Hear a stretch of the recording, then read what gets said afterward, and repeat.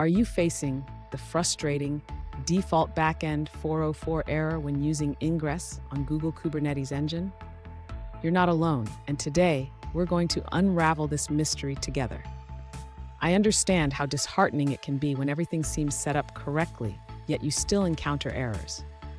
This is a common issue many developers face, especially when transitioning from local environments to cloud platforms.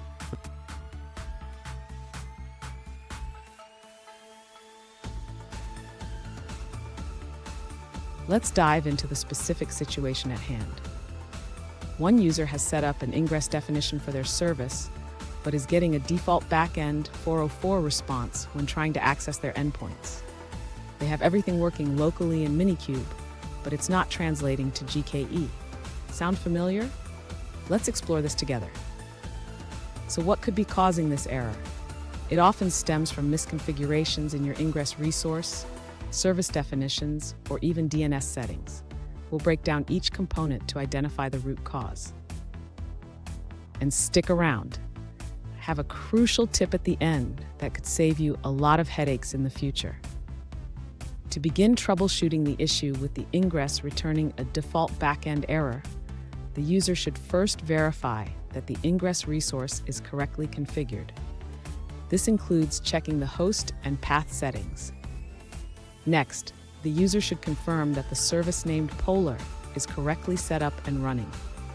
This can be done by checking the service status and ensuring it is pointing to the correct deployment.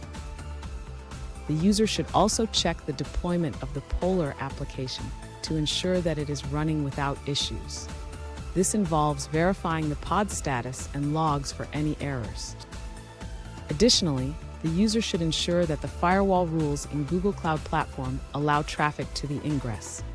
This is crucial for external access to the service. Finally, if everything seems correct, the user can try accessing the service directly using the service's cluster IP to rule out any DNS issues.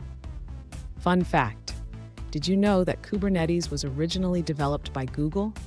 It's like having a piece of Google's infrastructure magic right in your hands.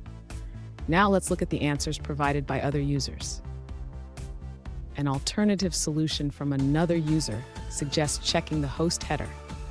They recommend ensuring that it matches the expected domain to resolve the issue. Here's the crucial tip I promised. Always double-check your configurations when moving from local to cloud environments. A small oversight can lead to big headaches.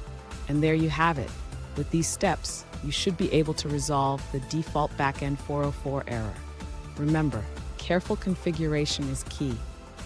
If you found this video helpful, please subscribe for more troubleshooting tips.